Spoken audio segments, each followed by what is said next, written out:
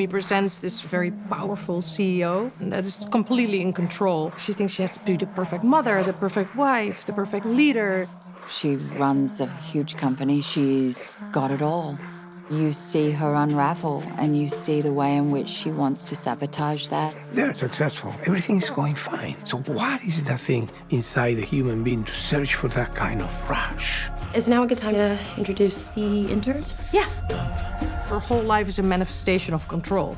And then she meets this person that disrupts that scratches on that surface. But underneath it, there's this animal that is asleep. This animal is waking up. Hey, how'd you get that dog to calm down? I gave it a cookie. You always have cookies on you. Why do you want one?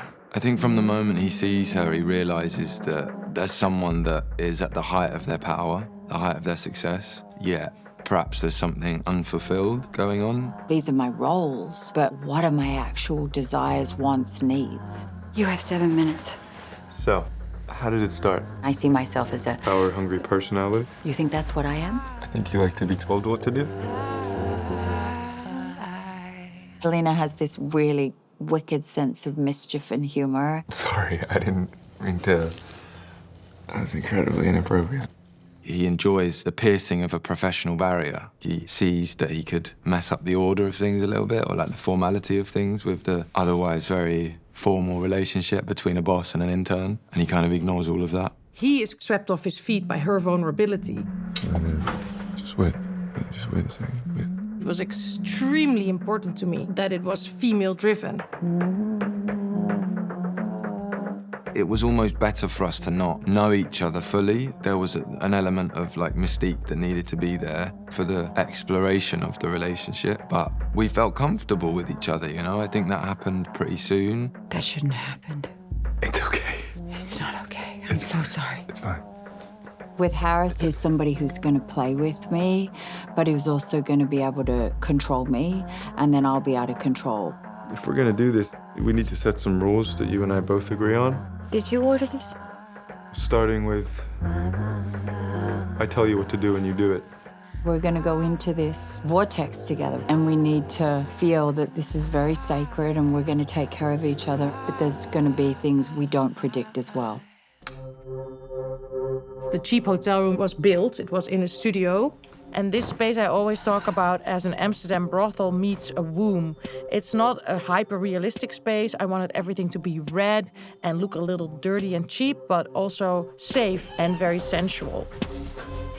Oh, you're here. First time that you see him, jeans and hoodies, you're like, that's the guy. This is how we went to meet her at the cheap hotel, which is kind of amazing because she shows up so overdressed. It's a great kind of contrast between the two. Sit down.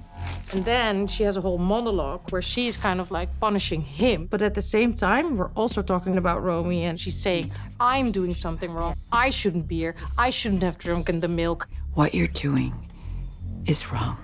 It's like, you want to be here as well. Don't pretend that I forced you to be here. What do you want from me? Because you show up here, you don't know me, I'm a stranger, dressed like this. Halina was always very adamant on Samuel being very piercing with Romy. You expect me to just look at you and not do anything? I'm not something you can just pick up and play with. Shut the fuck up. Just shut up.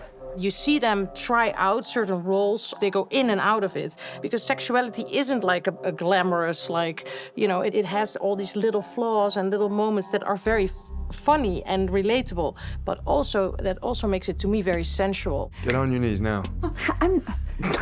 No. I don't know how to, is that what you want? I don't know. Is that, be honest. Physically, there was enormous freedom that was very safe. Because even though there's the dialogue, there's still the space in between. So the space in between is what it's actually about. Unacceptable. Unacceptable? God, yes.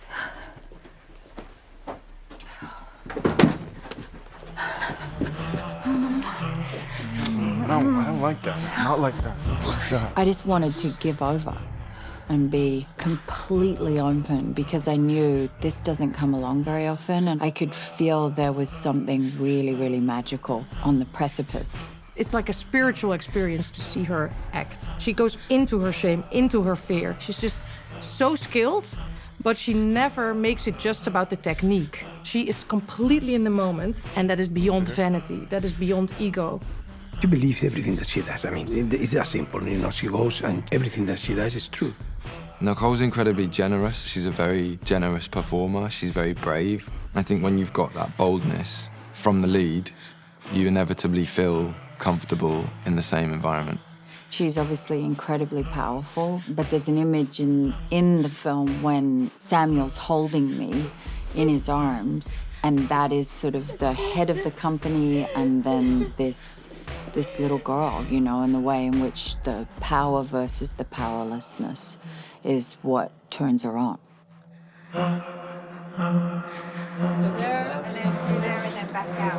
My wife is living in two worlds at the same time. One is secure, and also she's living in a world that is vertigo, is dangerous. We really wanted to do a huge scene without dialogue that was just visual, where you could really experience chaos and liberation, everything that Romy is against. We know that she came from chaos. She comes from communes and cults. And the rave, for me, is kind of a metaphor to go back to her childhood. She completely suppressed all of that. Her whole life is a manifestation of control. Her company that she leads is a company of robots, you know? So that is kind of course, a sort of fun metaphor of what goes on inside her head. She just tries to control everything and wants to be almost a robot. She feels very safe within that. So even though we think at that moment, oh, this is this businesswoman, an alien in this young world, this Samuel's world, at the same time, it is going back this wild child that danced all the time. And that is also what the rave stands for. It's going back to who she really was and going back to the beast-like side of herself.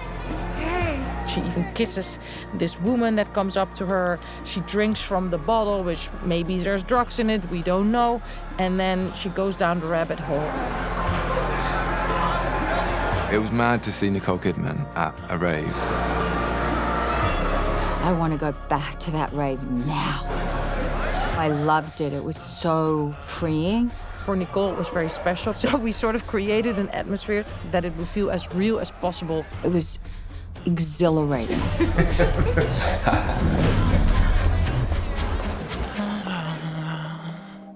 I think ultimately, amongst many things, the film's about liberation. The way we access certain sides of ourselves, you know, the whole film is about performance as well, you know, and how we perform and how we search for something in our desires or in our personal life. No, please. The behavior of people in extreme circumstances, it's either terrifying or incredibly humorous. Halina, there's an absurdism to her storytelling. She's doing way more and pushing the boundary. That's just a part of her voice as a filmmaker. I love that my movie is in conversation with the sexual thrillers of the 90s. They gave me so much because I always felt very alone in my dark sexual fantasies. And these thrillers, these 9.5 Weeks and Fatal Attraction and Indecent Proposal, they opened up something in me where I was, oh, I'm not crazy, I'm not alone. That's why we go to the cinema. Of course, I want to talk about important subjects and I want to liberate women and I have all these huge goals. But in the end, I just want to entertain people and make a fun movie that everybody just is juicy and that you just want to see again. If I want to be humiliated, I'm going to pay someone to do it. Now get the fuck out of my office.